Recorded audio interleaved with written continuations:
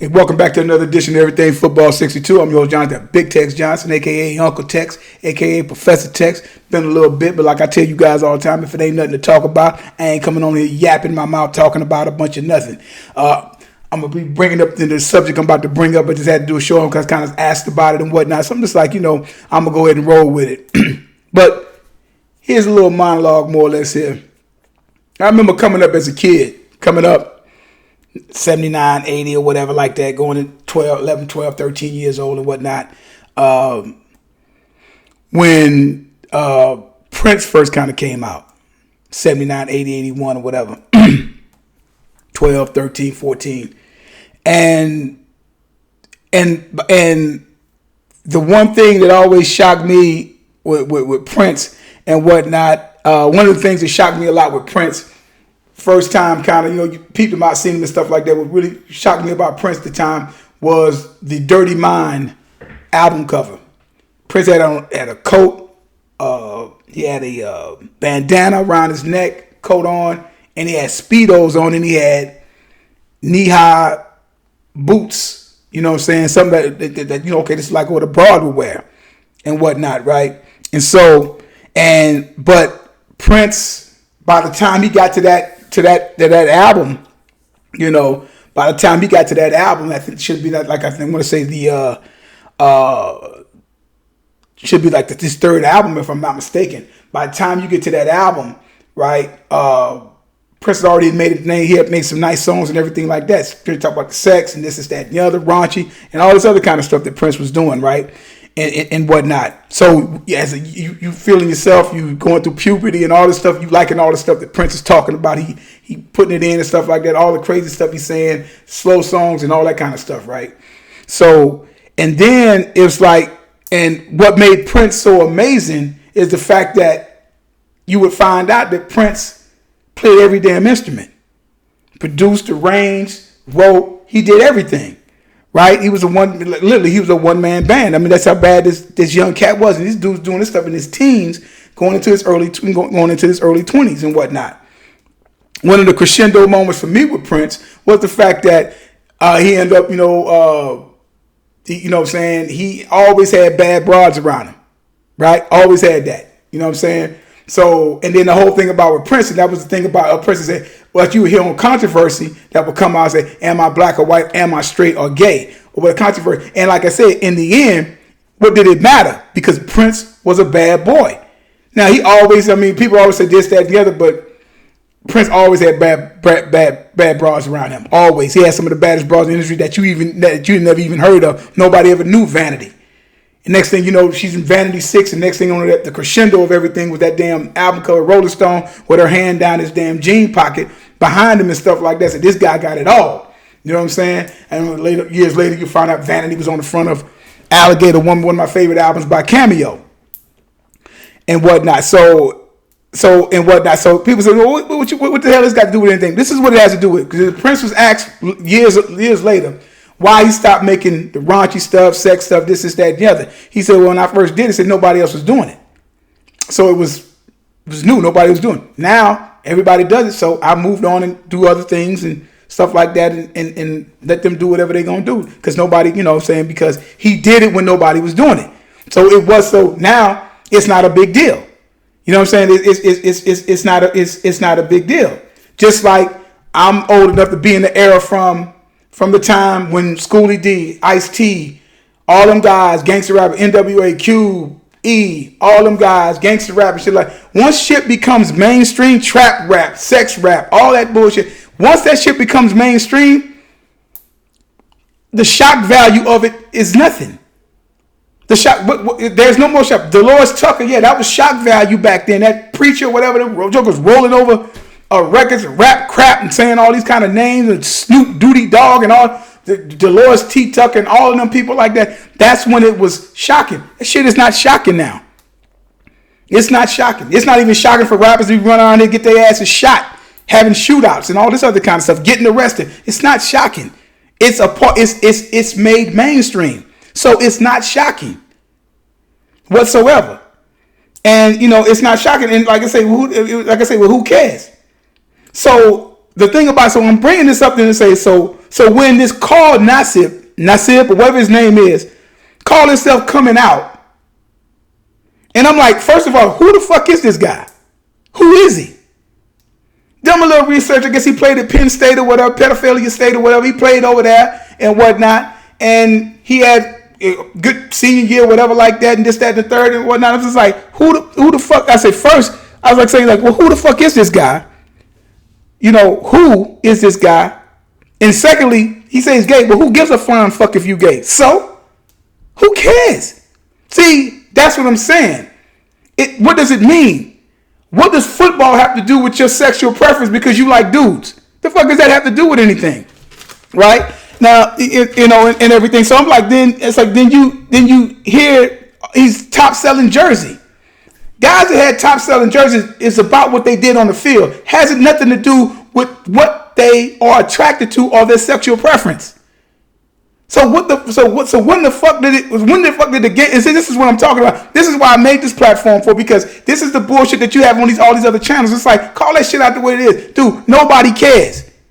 What I do know is you went to 3 fucking teams in the past 5 years. You have 20 fucking sacks.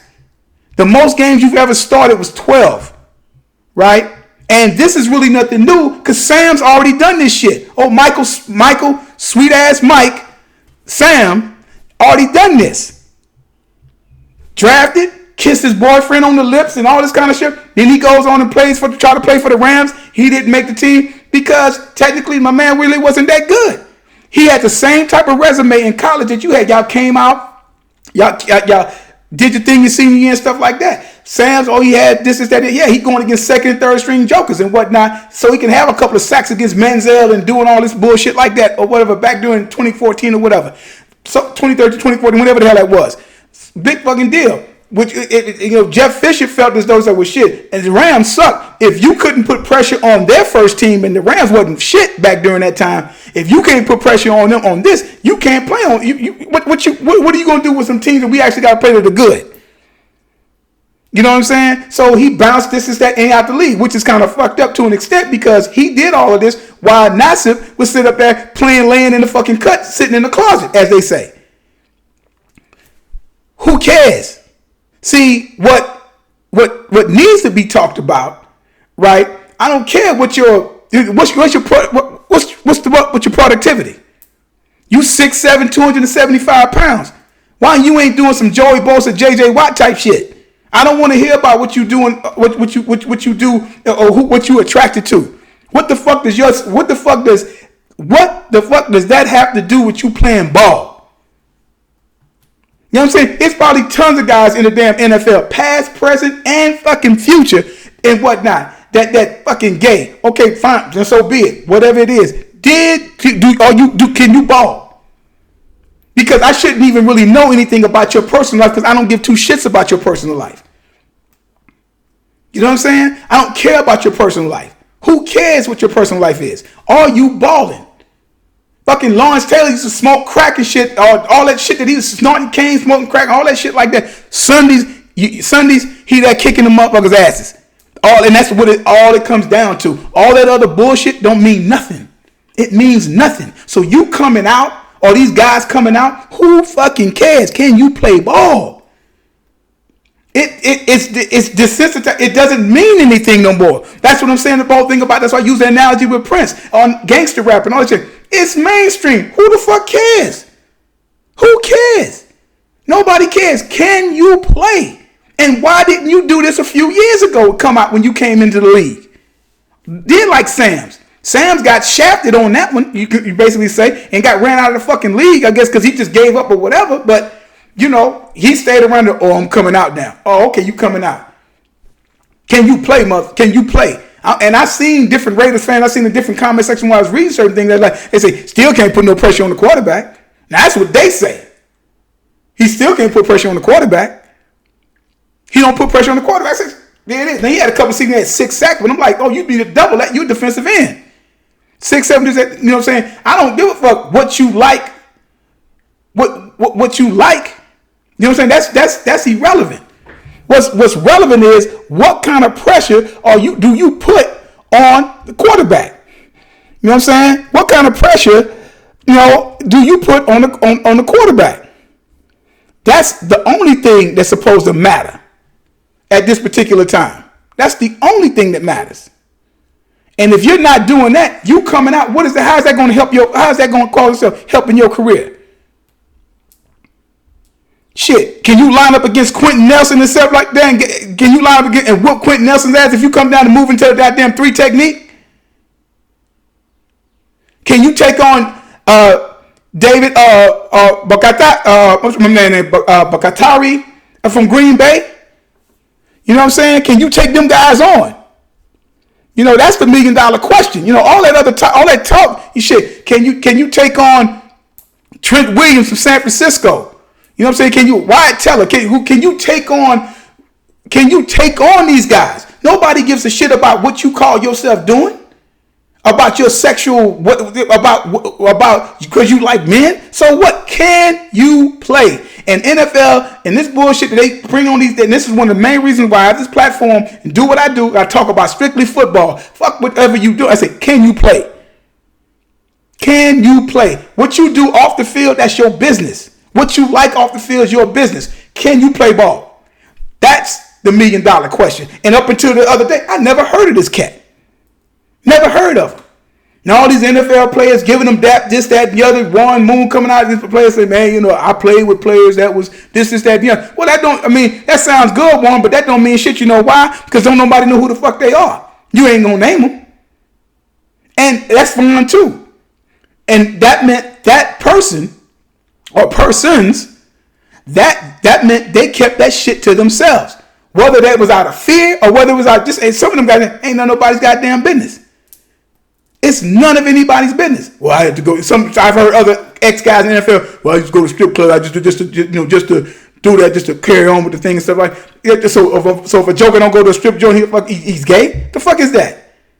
Going there for what? That's a fuck. I say strip joints are a fucking waste of time any fucking way. But if that's what floats your boat, it is what it is. But it's like, can this guy play? And from what I've seen, nah. So I'm going to sit up there and put this shit online and say, this is what I'm doing. I am this. I am gay, hear me roar. Dude, who fucking cares? Can you play? Can you whip these tackles' asses and help the Raiders get their ass in a playoff game? Because they ain't been shit for a minute. Can you do that? You know what I'm saying? That's it. Otherwise, it don't mean nothing. And a lot of players that kind of came and went, some of them guys really wasn't all that great. But at the end of the day, that's what it's supposed to be about. I don't need to know what you do. That's none of my business. That's none of my business. At all. None of my business. What you do on your personal time and what you like in your bedroom. Or where you like to put your parts at, your body parts at or whatever. That's your business. We come on this field, can you play? And that should be the $1 million. That's the $1 million question. I want to know, can you play? Because I'm going to be definitely looking just to see what he going to do. Because like I said, up until the other day, I ain't never heard of the cat. I ain't never heard of him. So it is what it is, man. So I just wanted to bring that out, man, and like that, because, what really messes with me is like putting your business on the street to do what? Why does this just because you have social media, doesn't mean that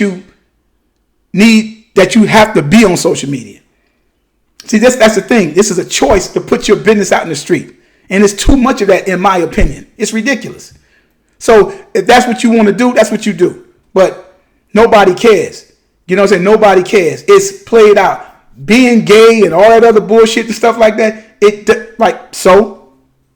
mainstream. Like gangster rap, trap rap, sex rap. It's being raunchy. It's mainstream. It only means something if you mess around and do it. Then you do it when nobody else is doing it. That's when you're a trailblazer, whatever like that. But it's like, it's mainstream, so who cares now? So his big revelation, I'm like, Sam's already did that. Well, he's an active player. I'm like, okay, whatever. He did that shit on purpose so that he didn't, like, Sam's had to go through the shit. I'm like, I ain't gonna get into all that because it ain't even really worth talking about. Let's see what you do on the goddamn field. That's what I want to see. What you gonna do on the field? All right. Hit that subscribe button. You got any comments, questions? Leave them out down there. And I tell you guys all the time, there is no GOAT. There's no greatest of all time, longest time still going on. And like I tell you guys, numbers don't lie and get emotional. People do. You guys have a good one.